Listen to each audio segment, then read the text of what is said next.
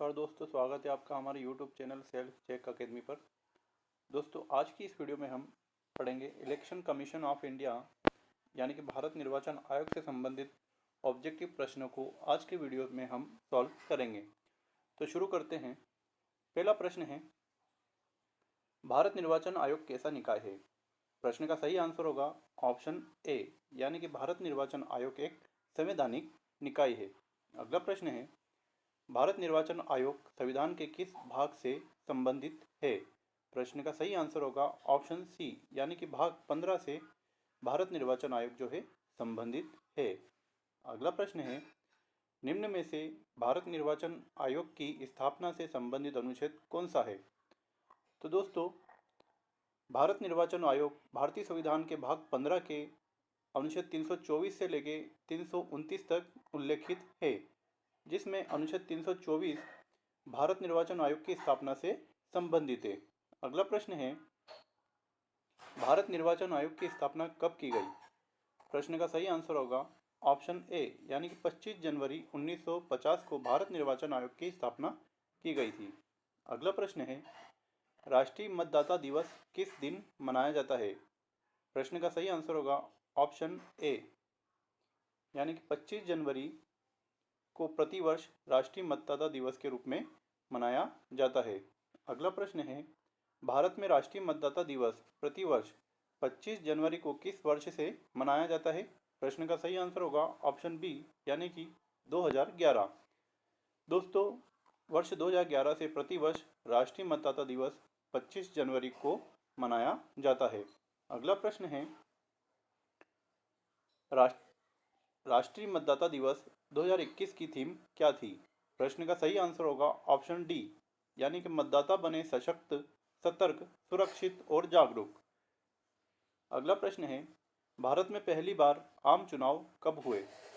प्रश्न का सही आंसर होगा ऑप्शन बी, 1951 से 1952, यानी कि दोस्तों 25 अक्टूबर 1951 से लेके 21 फरवरी 1952 तक जो है पहली बार भारत में आम चुनाव हुए। इसी कारण वर्ष जो माना जाता है 1951 से 1952 कहलाता है। कभी कभी प्रश्न में 1951 न देकर डायरेक्ट 1952 दिया रहे तो सही आंसर 1952 होगा। अगला प्रश्न है, भारत के विभिन्न राजनीतिक दलों को राष्ट्रीय या क्षेत्रीय दल का दर्जा देने का अधिकार किसके पास है? प्रश्न का सही आंसर होगा ऑप्शन सी, चुनाव आयोग। अगला प्रश्न है, निर्वाचन आयोग निम्न में से किन निर्वाचनों के लिए अधीक्षण, निर्देशन, नियंत्रण का कार्य करता है? प्रश्न का सही आंसर होगा ऑप्शन डी, यानी कि राष्ट्रपति का चुनाव, उपराष्ट्रपति का चुनाव, लोकसभा का चुनाव उपरोक्त भारत के निर्वाचन आयोग के कार्य है। प्रश्न में 4 ऑप्शन दिए हैं, 4 में से जो सही है उन्हें हमें पहचानना है। पहला पॉइंट दिया है, संसद एवं राज्य विधानमंडल के सभी चुनाव कराना, बिल्कुल सही है। भारत निर्वाचन आयोग संसद एवं राज्य विधानमंडल के सभी चुनाव कराता है। दूसरा है, राष्ट्रपति एवं उपराष्ट्रपति के चुनाव कराना, यह भी सही है। तीसरा, किसी राज्य में स्वतंत्र एवं निष्पक्ष चुनाव के लिए अनुकूल दशा न होने पर राष्ट्रपति शासन लगाए जाने की संस्तुति करना, यह गलत है। चौथा पॉइंट है, निर्वाचन सूचियां तैयार कराने के कार्य का निरीक्षण, निर्देशन एवं नियंत्रण, यह भी सही है। तो इस प्रकार प्रश्न का सही आंसर होगा ऑप्शन बी, जिसमें 1, 2 और 4 सही है। अगला प्रश्न है, उपचुनाव कितने समय बाद कराया जाता है? प्रश्न का सही आंसर होगा ऑप्शन डी, उपचुनाव दोस्तों कभी भी कराया जा सकता है, ना कि कोई कंडीशन होती है कि 2 वर्ष, 3 वर्ष या 5 वर्ष में कराया जाए। अगला प्रश्न है, मध्यावधि चुनाव कब कराया जाता है? प्रश्न का सही आंसर होगा ऑप्शन ए, समय के पूर्ण होने से पहले ही जब लोकसभा भंग हो जाए तब मध्यावधि चुनाव कराया जा सकता है। ठीक है। अगला प्रश्न है, भारत निर्वाचन आयोग ने वर्ष 2010 में कौन सी जयंती मनाई? प्रश्न का सही आंसर होगा ऑप्शन बी, भारत निर्वाचन आयोग ने वर्ष 2010 में जो है स्वर्ण जयंती मनाई है। अगला प्रश्न है, किस अधिनियम के द्वारा महिलाओं को वोट डालने का अधिकार प्राप्त हुआ है? प्रश्न का सही आंसर होगा ऑप्शन ए, भारत शासन अधिनियम 1919। अगला प्रश्न है, पार्लियामेंट द्वारा दिसंबर 1989 में निर्मित कानून के अनुसार एक नागरिक के वयस्क होने की कानूनी आयु क्या है? प्रश्न का सही आंसर होगा ऑप्शन सी, यानी कि 18 वर्ष। अगला प्रश्न है, भारत में मतदान हेतु आयु सीमा को 21 वर्ष से घटाकर 18 वर्ष कब किया गया? प्रश्न का सही आंसर होगा ऑप्शन बी यानी कि 1989। अगला प्रश्न है, भारत का प्रथम मुख्य चुनाव आयुक्त कौन था? प्रश्न का सही आंसर होगा ऑप्शन बी सुकुमार सेन, जो है भारत के प्रथम मुख्य चुनाव आयुक्त थे। ठीक है। अगला प्रश्न है, चुनाव के समय किसी चुनाव क्षेत्र में चुनाव प्रचार कब बंद करना होता है? प्रश्न का सही आंसर होगा ऑप्शन सी यानी कि मतदान प्रारंभ होने के 48 घंटे पहले ही चुनाव प्रचार जो है बंद करना होता है। अगला प्रश्न है, एक व्यक्ति एक से अधिक निर्वाचन क्षेत्रों से चुनाव नहीं लड़ सकता। गलत है। दो से अधिक निर्वाचन क्षेत्रों से चुनाव नहीं लड़ सकता, ये सही होगा। कोई भी व्यक्ति दो से अधिक निर्वाचन क्षेत्रों से चुनाव नहीं लड़ सकता, यानी कि अधिकतम 2 क्षेत्रों से जो है निर्वाचन लड़ सकता है। अगला प्रश्न है, किसी निर्वाचन के दौरान किसी राजनीतिक दल के उम्मीदवार की मृत्यु हो जाने की स्थिति में कितने दिनों के अंदर दूसरा प्रत्याशी खड़ा करना पड़ता है? प्रश्न का सही आंसर होगा ऑप्शन सी यानी कि 7 दिनों के अंदर जो है दूसरा प्रत्याशी खड़ा करना पड़ता है। अगला प्रश्न है, मुख्य निर्वाचन आयुक्त की पद अवधि होती है। प्रश्न का सही आंसर होगा ऑप्शन ए यानी कि 6 वर्ष या 65 वर्ष, जो भी पहले हो, मुख्य चुनाव आयुक्त की पद अवधि होती है। अगला प्रश्न है, अन्य निर्वाचन आयुक्त की पद अवधि होती है। प्रश्न का सही आंसर होगा ऑप्शन बी यानी कि 6 वर्ष या 62 वर्ष, जो भी पहले हो। और 6 वर्ष या 65 वर्ष किसकी थी? तो मुख्य चुनाव आयुक्त की हो गई थी।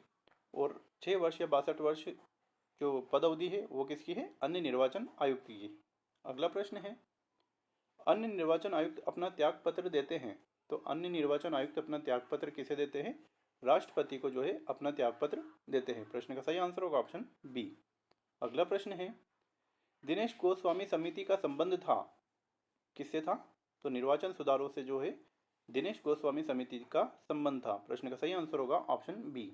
अगला प्रश्न है, मुख्य निर्वाचन आयुक्त के संबंध में क्या सही है?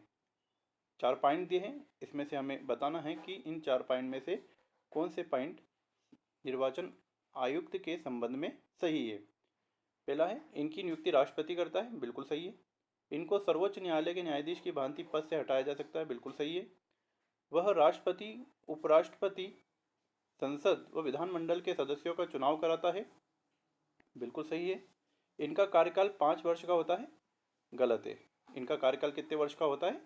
6 वर्ष या 65 वर्ष, जो भी पहले हो। इस प्रकार प्रश्न का सही आंसर होगा ऑप्शन बी। अगला प्रश्न है, मुख्य चुनाव आयुक्त को पद से हटाया जा सकता है। प्रश्न का सही आंसर होगा ऑप्शन डी, संसद के दोनों सदनों के सदस्यों के 2/3 बहुमत से प्रमाणित कदाचार के आधार पर जो है मुख्य चुनाव आयुक्त को पद से हटाया जा सकता है। अगला प्रश्न है, निम्न में से किसका संबंध चुनाव आयोग से नहीं है? प्रश्न का सही आंसर होगा ऑप्शन सी, चुनाव की वैधता का निपटारा करने का संबंध जो है चुनाव आयोग से नहीं है, किंतु चुनाव की अधिसूचना जारी करने का कार्य जो है चुनाव आयोग का है। चुनाव चिन्ह का बंटवारा करने का कार्य भी चुनाव आयोग का है। चुनाव शांतिपूर्ण ढंग से संपन्न कराने का कार्य भी जो है चुनाव आयोग का होता है, किंतु चुनाव की वैधता का निपटारा करने का कार्य चुनाव आयोग का नहीं होता है। प्रश्न इस प्रकार, इस प्रश्न का जो सही आंसर होगा ऑप्शन सी। अगला प्रश्न है, भारत के निर्वाचन आयोग के निम्नलिखित में से कौन से कृत्य है? 4 ऑप्शन दिए हैं, चारों में से सही कौन सा है उसे हमें बताना है। पहला पॉइंट दिया है, लोकसभा के अध्यक्ष या उपाध्यक्ष या राज्यसभा के उपसभापति के पदों के लिए निर्वाचन कराना, गलत है। नगर पालिकाओं और नगर निगमों के लिए निर्वाचन कराना, यह भी गलत है क्योंकि ये राज्य निर्वाचन आयोग का कार्य है। तीसरा पॉइंट दिया है, निर्वाचन से उत्पन्न सभी संदेहों और विवादों का निर्णय करना, यह भी गलत है। तो नीचे जो कोड दिए गए हैं इनमें से सही उत्तर का चयन करना है, तो ऑप्शन डी जो है इस प्रश्न का सही आंसर होगा। अगला प्रश्न है, निर्वाचन आयुक्त की सेवा शर्तें एवं कार्यकाल निश्चित करता है, कौन निश्चित करता है? प्रश्न का सही आंसर होगा ऑप्शन सी, संविधान जो है निर्वाचन आयुक्त की सेवा शर्तें और कार्यकाल जो है निश्चित करता है। अगला प्रश्न है, भारत की प्रथम महिला मुख्य चुनाव आयुक्त कौन थी? तो प्रश्न का सही आंसर होगा option B, V S Rama Devi जो है भारत की प्रथम महिला मुख्य चुनाव आयुक्त थी? और कब थी? तो 1990 में जो है ये मुख्य चुनाव आयुक्त बनी थी। अगला प्रश्न है, भारत के प्रथम मुस्लिम चुनाव आयुक्त कौन थे? प्रश्न का सही आंसर होगा ऑप्शन ए, शहाबुद्दीन याकूब कुरैशी। शहाबुद्दीन याकूब कुरैशी जो है भारत के प्रथम मुस्लिम चुनाव आयुक्त थे। अगला प्रश्न है, 13 अप्रैल 2021 को भारत के 24वें मुख्य निर्वाचन आयुक्त के पद पर किसे नियुक्त किया गया है? प्रश्न का सही आंसर होगा ऑप्शन ए, सुशील चंद्रा। दोस्तों, सुशील चंद्रा जी को 13 अप्रैल 2021 को भारत के 24वें मुख्य निर्वाचन आयुक्त के पद पर नियुक्त किया गया है। और इन्होंने किनका पदभार ग्रहण किया गया है करा है? तो सुनील कुमार अरोड़ा जी का जो पदभार इन्होंने ग्रहण किया है। यानी कि सुशील चंद्रा जी से पहले कौन थे 23वें मुख्य चुनाव आयुक्त? वो थे सुनील कुमार अरोड़ा, और 24वें जो हो जाएंगे वो सुशील चंद्रा। ठीक है। अगला प्रश्न है, भारतीय संविधान के किस अनुच्छेद का संबंध वयस्क मताधिकार से है? प्रश्न का सही आंसर होगा ऑप्शन सी, अनुच्छेद 326 का संबंध जो है वयस्क मताधिकार से है। अगला प्रश्न है, भारतीय संविधान के किस अनुच्छेद का संबंध संसद के चुनाव संबंधी नियम बनाने की शक्ति से? प्रश्न का सही आंसर होगा ऑप्शन बी, अनुच्छेद 327 का संबंध जो है संसद की चुनाव संबंधी नियम बनाने की शक्ति से है। ठीक है। और 28 का संबंध जो होगा विधानसभा की चुनाव संबंधी नियम बनाने की शक्ति से होगा। अगला प्रश्न है, भारतीय संविधान के किस अनुच्छेद का संबंध संसद की चुनाव संबंधी नियम बनाने की शक्ति से? दोस्तों, रिपीट हो गया क्वेश्चन। ठीक है, 327 था इसका सही आंसर। अगला प्रश्न है,